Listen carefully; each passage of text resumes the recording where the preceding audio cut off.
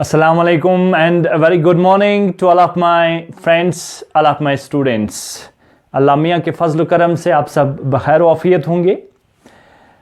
आज जो हम एक इम्पॉर्टेंट टॉपिक लेके आ रहे हैं, अब चूँकि हम कम्युनिटी क्लासेस में अभी डिस्कस कर रहे हैं ग्रेविटेशन के चैप्टर को, और ग्रेविटेशन के चैप्टर में आज जो हमारा इम्पॉर्टेंट टॉपिक है, क्योंकि हम डिस्कस कर रहे हैं variation in g, acceleration due to gravity में वेरिएशन कैसे आता है। और प्रीवियस क्लास में हमने देखा था how acceleration due to gravity varies with height यानी altitude and how it varies with depth, यानी जब हम नीचे जाते हैं, सरफेस से नीचे जाते हैं, तो एक्सेलरेशन ड्यू टू ग्रेविटी में कैसे डिक्रीज होता है, और जब हम हाइट पर जाते हैं तो कैसे acceleration due to gravity decrease हो जाती है। और आप सबको खैर मकदम है मेरी YouTube channel engineer Faisal Gulzar में। आप सब मेरे साथ बने रहिए मेरी YouTube चैनल में, और आपको बहुत ही इंपॉर्टेंट और अमेजिंग लेक्चर्स देखने को मिलेंगे। ठीक है, चलिए। So dear friends, chapter gravitation and today our topic is variation in g due to rotation of earth. तो नोट करिए, variation in g, variation in g, sorry small g, due to rotation of earth.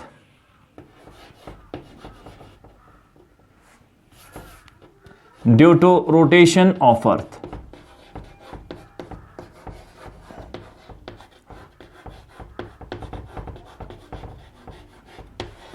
Rotation of earth बहुत important है, ध्यान से देखिएगा, अच्छे से देखिएगा। कोई भी प्रॉब्लम हो आप मुझे मेरे व्हाट्सएप पे इनबॉक्स में कमेंट कर सकते हैं, मैसेज कर सकते हैं, या आप मुझे डायरेक्टली कॉल भी कर सकते हैं, ऐसा कोई प्रॉब्लम नहीं है। ठीक है, 24/7 हम अवेलेबल रहेंगे आपके लिए। अब चूंकि एग्जाम्स भी नज़दीक आने वाले हैं, उसके लिए भी हमें सोचना पड़ेगा, और जो भी आपके एक्सपेक्टेड क्वेश्चंस हैं उनकी पूरी एक लेक्चर सीरीज आपको मिलेगी मेरी YouTube channel engineer Faisal Gulzar में। चलिए, तो आज हम बात करेंगे variation of in g, acceleration due to gravity due to rotation of earth. यानी अर्थ जो अपने एक्सिस के ऊपर रोटेट करती है, उस रोटेशन से वाकई में क्या acceleration due to gravity g का वेरिएशन होता है, वो हम देखेंगे यहां पर। Variation in acceleration due to gravity, variation in g due to rotation of earth, right. और प्रीवियस क्लास याद है? चलिए, अब हम एक अर्थ बनाते हैं जो एक अपनी एक्सिस के अर्थ है ऐसे। इस अर्थ का मास m, रेडियस कैपिटल R, ठीक है। तो ये हमारे पास अर्थ है। तो सपोज यह इस अर्थ की सरफेस पर एक बॉडी हमने रखी है, एक पार्टिकल को हमने रखा है यहां पर, उस पार्टिकल का मास है सपोज m। अब रोटेशन ऑफ अर्थ है, और अर्थ जो है, अर्थ रोटेट करती है अपनी एक्सिस के अराउंड। उस एक्सिस को बनाने की कोशिश करेंगे। ये अर्थ की एक एक्सिस है, ये अर्थ का सेंटर है, तो सेंटर के थ्रू एक एक्सिस ऐसे, ये अपनी एक्सिस के अराउंड घूमती है, ये वो एक्सिस है। मान लो इसकी जो एंगुलर वेलोसिटी है, एंगुलर स्पीड है, that is represented by omega. तो ये ऐसे, अगर ऊपर से देखेंगे तो ये एंटी क्लॉकवाइज, अगर ऊपर से देखोगे तो ये एंटी क्लॉकवाइज घूमती है विथ एंगुलर वेलोसिटी ओमेगा से, ये ऐसे घूमती है ओमेगा से। ठीक है, तो किसी भी पार्टिकल अगर आप ध्यान से देखेंगे तो यहां पर ये वाली लाइन जो मैं सेंटर के थ्रू पास कराऊंगा, कौन सी लाइन बोलते हैं इसको? Equatorial line. ये इक्वेटोरियल प्लेन है इसका, तो ये इक्वेटर। होप आप सबको ये अच्छे से दिखाई देता होगा। इक्वेटर कहीं साइड में तो नहीं हो गया? इक्वेटर दिखता, हाँ चलो दिखता है। चलो, इक्वेटर लाइन, और ये इक्वेटर, और ये पोलर एक्सिस, ये इक्वेटर, और ये ओमेगा से घूमती है। अर्थ रोटेट्स विथ ओमेगा। ठीक है, अब ध्यान से देखिए, अगर मान लो ये पार्टिकल यहां पर है, सरफेस पर कोई पार्टिकल है जिसका मास स्मॉल m है। मान लो अगर अर्थ रोटेट नहीं करती, तो क्या होता, अगर अर्थ रोटेट नहीं करती तो इसका जो वेट है, किधर की ओर फोर्स लगता है इसको, ये mg, तो इसको यहां नीचे की ओर फोर्स एक लगता है, ये mg ऐसे।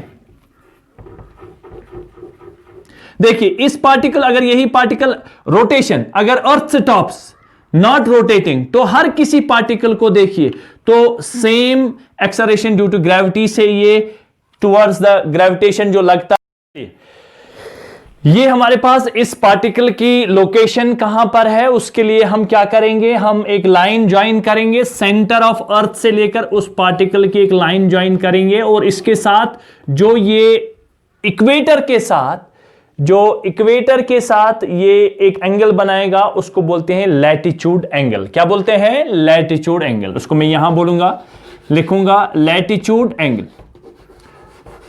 और लैटिट्यूड एंगल ही बताता है, जैसे किसी पार्टिकल की पोजीशन बताने के लिए हम बोलेंगे उसका लैटिट्यूड एंगल कितना है। देखिए अगर इस पार्टिकल की बात करेंगे तो ये पार्टिकल मूव करेगा along the axis of rotation, तो along the axis of rotation ये पार्टिकल जो मूव करेगा, ये पार्टिकल मान लो यहां पर है, तो ये एक्सिस के साथ ऐसे रोटेट करेगा, एक्सिस के साथ ऐसे रोटेट करेगा। और अगर कोई पार्टिकल यहां पर होगा तो ये अपने इक्वेटोरियल प्लेन में ऐसे। तो पहले लैटिट्यूड एंगल क्या होता है, लैटिट्यूड एंगल को थीटा से हमने रिप्रेजेंट किया, और कुछ बुक्स इसको लैम्डा से भी रिप्रेजेंट करते हैं। ऐसा कोई परेशानी वाली बात नहीं होनी चाहिए, क्योंकि आप किसी भी से इसको रिप्रेजेंट कर सकते हैं।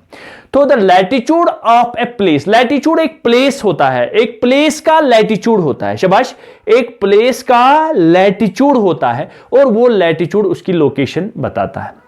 और ये लैटिट्यूड क्या होता है, तो इसको मैं डिफाइन भी करूंगा। The latitude of a place is an angle, the latitude of a place, the latitude एक प्लेस का होता है, latitude of a place is an angle,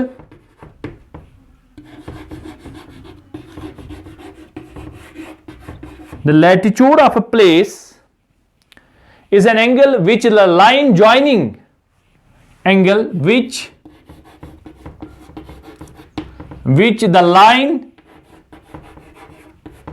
which the line joining,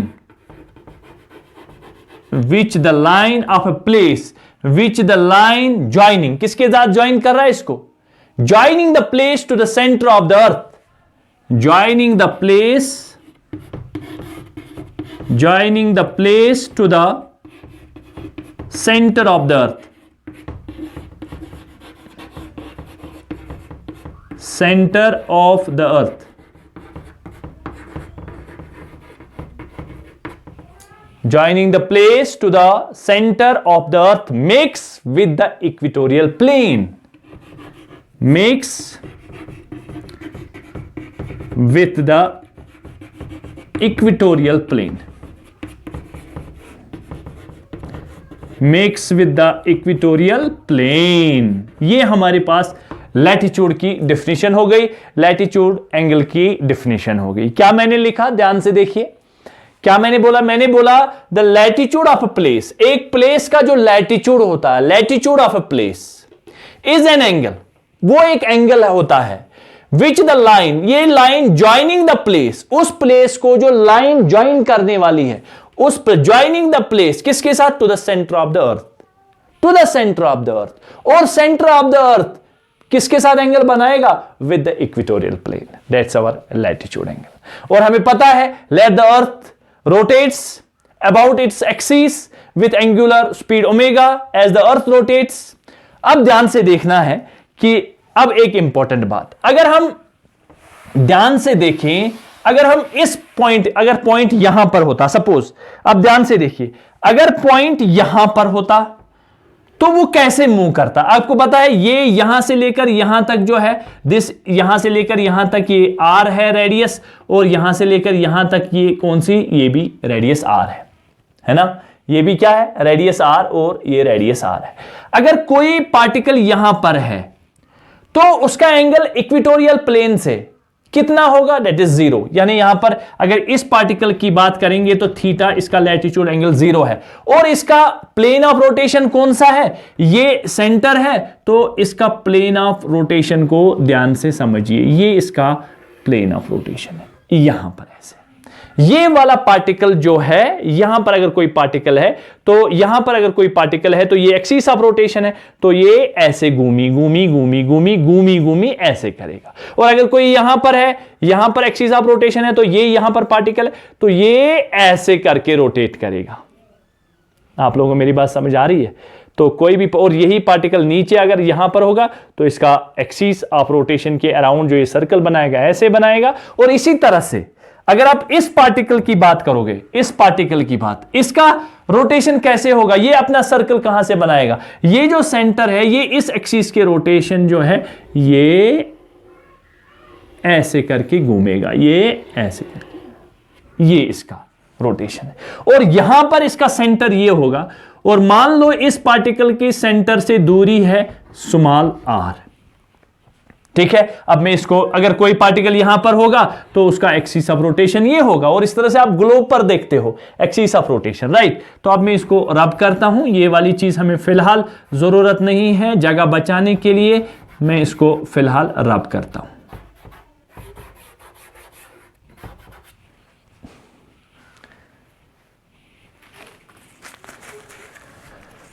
चलिए ध्यान से देखिए,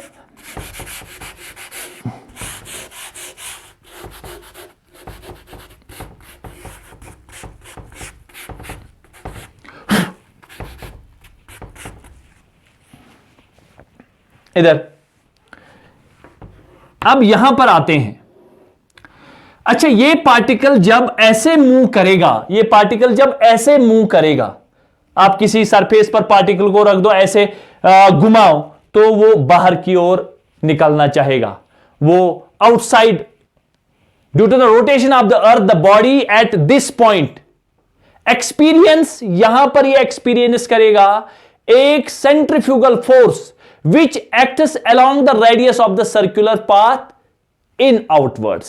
देखिए, अगर इसको सर्कल में मूव करना है तो इसके लिए सेंट्रीपिटल फोर्स की रिक्वायरमेंट है। अब इस यहां पर तो ये अंदर की ओर इसको सेंट्रीपिटल फोर्स लग रहा है, तो इसको बैलेंस करने के लिए बाहर की ओर भी, ताकि ये अंदर की ओर ना आए, तो इसको एक बाहर वाला फोर्स लगना चाहिए। तो यहां पर आपको याद रखना पड़ेगा, तो यहां पर रेडियली जो है, रेडियली आउटवर्ड्स इसको एक्सपीरियंस होता है एक सेंट्रीफ्यूगल फोर्स जो आउटवर्ड डायरेक्शन में होता है, और वो आउटवर्ड डायरेक्शन होगी ऐसे, यहां से इसको सेंट्रीफ्यूगल फोर्स लगे। और आपको पता है सेंट्रीपिटल फोर्स mv²/r होता है, और उसके रेस्पेक्ट में सेंट्रीफ्यूगल फोर्स वो भी होगा। अब चूंकि ये रोटेशन है, तो यहां पर जो इसका जो इसका सेंट्रीफ्यूगल फोर्स लगेगा वो लगेगा mv²/r, तो यहां पर बनेगा mr ω², mr ω², ठीक है। तो इसमें यहां पर जो लगेगा वो लगेगा m r is the radius, mr ω², और यहां से ये इसकी रेडियस है, ये रेडियस r है और ये रेडियस कैपिटल R है। अब देखिए, अगर आप इस पार्ट पर जाएंगे ये, तो यहां से आप इस स्मॉल r का वैल्यू फाइंड आउट कर सकते हैं in terms of capital R, in terms of capital R। कैसे?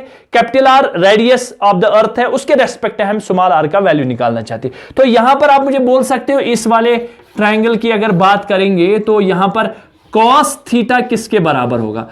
cos थीटा होगा बराबर base divide by r। This implies जो स्मॉल r होगा वो स्मॉल r होगा r capital R cos of theta, and theta is what? Theta is your latitude. ये यहां पर हम फिलहाल रखते हैं इसको। क्लियर? अब ध्यान से देखिए, अब यहां पर जो ये पार्टिकल होगा, इसको एक सेंटर की ओर एक फोर्स लगेगा, इसका वेट जो होगा टुवर्ड्स mg। अब मुझे बताइए, यहां पर हर कोई इसको यहां पर थोड़ी ना लगेगा ना, वो लगता है टुवर्ड्स द सेंटर। तो यहां पर ये बॉडी दो फोर्सेस एक्सपीरियंस करेगी। देखिए, अब यहां पर देखिए, ये जो है ये सेंट्रीफ्यूगल फोर्स है, ये सेंट्रीफ्यूगल फोर्स को हम रिजॉल्व करेंगे दो कंपोनेंट्स में। क्यों जरूरत पड़ी इसको रिजॉल्व करने की? क्योंकि हमें ये mg जो है, ये mg नीचे की ओर लगेगा, टुवर्ड्स द सेंटर इसका वेट लगेगा mg, और उसके रेस्पेक्ट में बाहर, क्योंकि ये पार्टिकल तो यहां अंदर की ओर नहीं आ रहा है, तो इसका एक बाहर वाला फोर्स लग रहा है। और बाहर वाला फोर्स कौन सा? न्यबर कुंचात फोर्स लगा, न्यबर कुनत। मगर अगर अंदर कुंच लगान mg यह गोस ना तेल पेन टुवर्ड्स द सेंटर, मगर यह मा पेवान, यह पेवान टुवर्ड्स द सेंटर कह गो, मतलब अच्छो नेबर कुन अख फोर्स लगान, अच्छो बाहर की ओर। और कौन सा? वो कोई कंपोनेंट होगा किसका? सेंट्रीफ्यूगल फोर्स का। तो सेंट्रीफ्यूगल फोर्स को ध्यान से देखिए, अगर ये एंगल यहां थीटा है, ये वाली लाइन और ये वाली लाइन आपस में पैरेलल है, तो इसका मतलब ये एंगल भी थीटा होगा। और अगर ये थीटा है तो यहां पर इसके दो कंपोनेंट निकालिए, एक कंपोनेंट इसका हो गया ये जो इसकी रेस्पेक्ट में आएगा, और दूसरा टेंजेंशियली होगा ये। अब देखिए एंगल अगर ये थीटा है तो ये भी कितना होगा? थीटा। तो ये एम आर ओमेगा स्क्वायर अगर इसके साथ थीटा बनाता है तो ये वाला यहां से रहेगा m r omega square cos of theta. ये एक कंपोनेंट है और ये दूसरा कंपोनेंट है साइन वाला कंपोनेंट, लेकिन फिलहाल हमें साइन वाले कंपोनेंट से कुछ लेना देना नहीं है। तो इसका मतलब इसके लाइन में अब कौन आ गया? इसके लाइन में mg के लाइन में अब आ गया m r cos square cos of theta, ये इसके लाइन में आ गया। Due to rotation of the body experience, एक सेंट्रीफ्यूगल फोर्स एक्सपीरियंस होता है, ठीक है। अच्छा यहां पर मुझे बताइए इसका मैग्नीट्यूड कितना होगा? यहां पर अंदर की ओर क्या लग रहा है? mg, बाहर की ओर लग रहा है m r omega square cos of theta, ठीक है। तो मुझे बताइए the body now experiences two forces. यहां पर जो ये बॉडी है, the body now experiences two forces, body now experiences two forces. कौन कौन से फोर्स एक्सपीरियंस कर रहा है? टू फोर्सेस एक्सपीरियंस कर रहा है, ठीक है। वन ड्यू टू ग्रेविटी, एक फोर्स जो है वो है due to gravity, due to gravity towards the centre, इसको एक फोर्स लग रहा है, इस बॉडी पर एक फोर्स लग रहा है टुवर्ड्स ग्रेविटी, ये वाला फोर्स। और दूसरा and other centrifugal force due to rotation of the earth, दूसरा है centrifugal force, centrifugal force due to rotation of earth, due to rotation of earth. अब हम देखेंगे अगर इसका अंदर का एक फोर्स लग रहा है, अंदर की ओर उसको एक फोर्स लग रहा है और बाहर की ओर इसका दूसरा फोर्स लग रहा है। अब हम देखेंगे इस पर नेट फोर्स इस बॉडी पर अंदर की ओर और बाहर की ओर नेट फोर्स कितना लग रहा है, ठीक है। The total force acting on the body, तो यहां पर हम लिखेंगे total force acting on the body, या हम लिखेंगे net force on the body. वो net force on the body हमारे towards the centre of the earth is then net force कितना होगा? Net force, net force. और नेट फोर्स यहां पर हम रिप्रेजेंट करेंगे इस पर एम जी डैश, ठीक है। यहां पर हम रिप्रेजेंट करेंगे नेट फोर्स को एम जी डैश, कितना होगा? अंदर की ओर ये वाला अंदर की ओर इसको लग रहा है mg, वेरी गुड, mg लग रहा है अंदर की ओर, अंदर की ओर mg लग रहा है। और बाहर की ओर लग रहा है ये, बाहर की ओर लग रहा है ये वाला फोर्स, ये कौन सा? m r omega square cos of theta. ये हमारे पास तैयार हो गई इक्वेशन। ये नेट फोर्स हमें लग रहा है, तो यहां पर हम क्या कर सकते हैं? m और m को काट कर सकते हैं, तो इसका मतलब हो गया g डैश जो है वो निकलेगा g माइनस ये r, इस r का वैल्यू ये पुट करते हैं, r का वैल्यू r cos थीटा, तो ये बनेगा r का वैल्यू रखेंगे r cos थीटा और साथ में omega square cos of theta, ठीक है। तो ये बनेगा cos स्क्वायर थीटा, ये बनेगा g dash is equal to g minus omega square r cos square theta. ये हमें फाइनल एक्सप्रेशन मिलेगी r cos square cos theta, ये हमारे पास फाइनल एक्सप्रेशन हमें मिलेगी g minus omega square r cos square theta. ये आप फिलहाल देख लो, अच्छे से देख लो, तैयारी कर लो इस चीज की, नोट करो, ठीक है, ध्यान से देखो। तो जी डैश क्या है? G dash is the effective acceleration due to gravity at this point.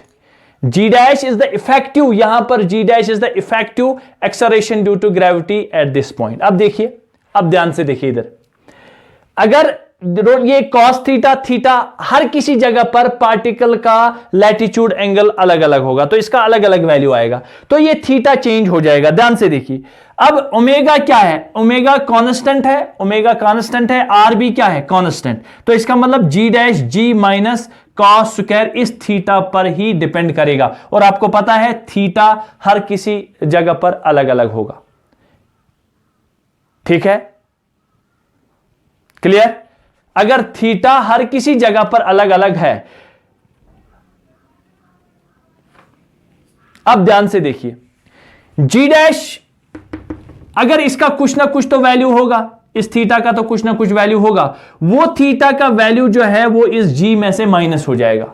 इसका मतलब जी डैश जो है, देखिए जी क्या है? जी सरफेस पर एक्सेलरेशन ड्यू टू ग्रेविटी है, सरफेस पर एक्सेलरेशन ड्यू टू ग्रेविटी है। सरफेस पर एक्सेलरेशन ड्यू टू ग्रेविटी को कुछ ना कुछ तो यहां से माइनस होगा, तो ये जी माइनस उसमें, तो जी सरफेस पर कम हो जाएगा, तो ये जी डैश जो है, ये जी डैश कम होगा। इसका मतलब g dash is less than g, g dash is less than g, that is earth rotates results in decrease the value of acceleration due to gravity. That is when earth rotates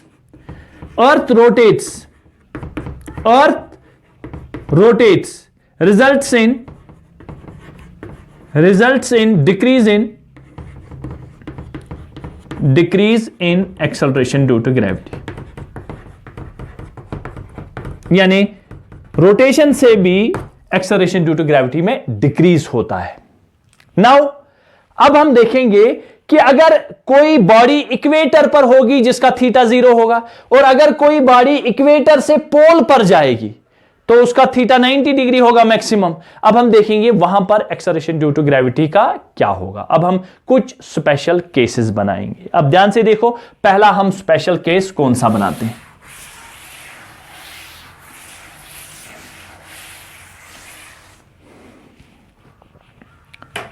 special case 1, ये आपको important में डालना है। Special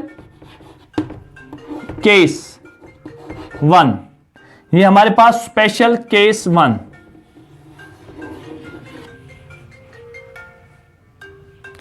ये हमारे पास special case 1, ठीक है। For the equator, let's have a look. For the equator,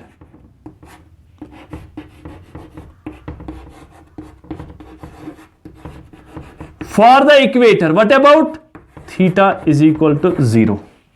equator पर जब ये पार्टिकल कहां पर आएगा? इक्वेटर पर आएगा, तो डियर स्टूडेंट्स थीटा हमारा 0 होगा।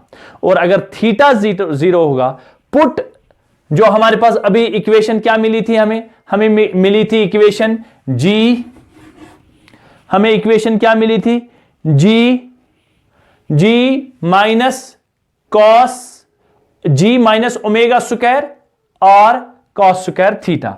जी is equal, g dash is equal to g minus omega square और कॉस स्क्वायर थीटा। यही है ना शायद, ओमेगा स्क्वायर और कॉस स्क्वायर थीटा। अब थीटा इज इक्वल टू 0 है, ठीक है। तो ये क्या बनेगा? जब हमारे पास थीटा इज इक्वल टू 0 होगा तो क्या बनेगा? तो इसका मतलब है जब इसको 0 रखेंगे तो ये बनेगा g dash is equal to g minus omega square और कॉस 0, और कॉस 0 कितना होता है? That is equal to cos 0 is equal to 1, वो 1 के बराबर होता है।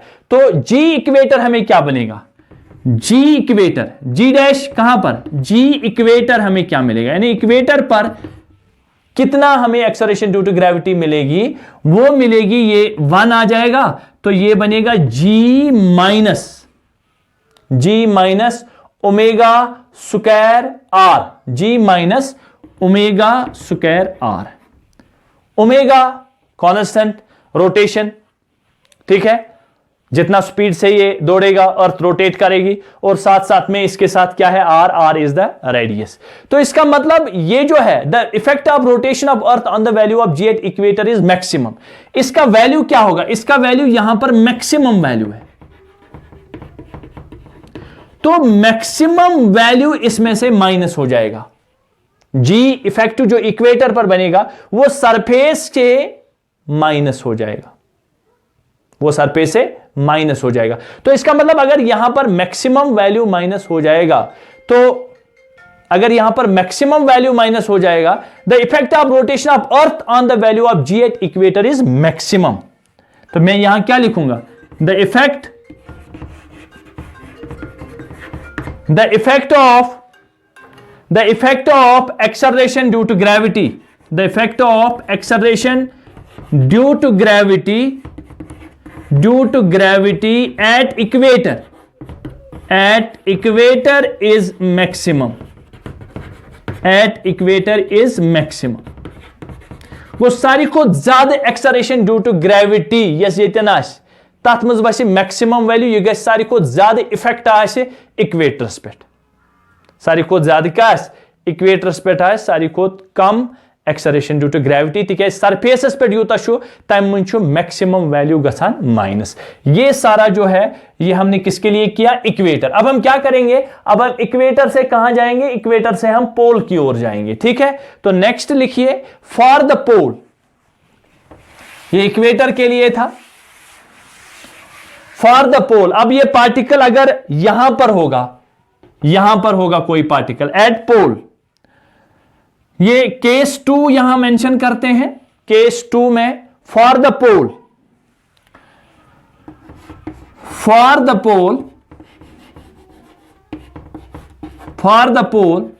Theta is equal to 90 degree, और जब थीटा 90 डिग्री होगा तो हमारे पास जी इफेक्टिव एट पोल क्या मिलेगा, जी इफेक्टिव एट पोल क्या मिलेगा, जी पोल हमारे पास क्या आएगा, यानी पोल पर हमारे पास क्या आएगा, वो होगा जी एट सरफेस माइनस हमारे पास फार्मूला क्या है, minus omega square r cos square theta, और ये कितना है 90, तो ये बनेगा g pole is equal to g at surface minus omega square r, और ये बनेगा कॉस 90, और आपको पता है cos 90 कितना होता है, cos 90 0 होता है, cos 90 इज इक्वल टू 0, और जब हमारे पास cos 90 का वैल्यू क्या आएगा 0, तो ये वाली टर्म क्या बनेगी, ये वाली टर्म सारी क्या मिलेगी 0।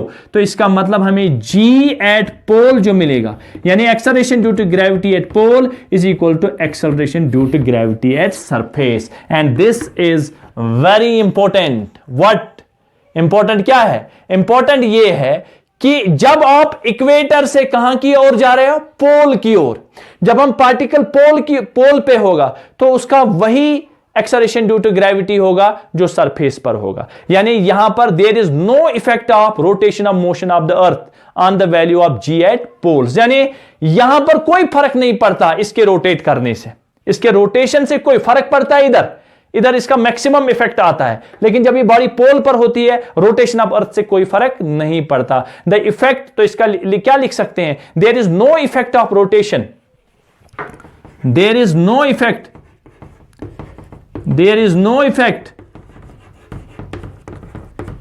Of rotation,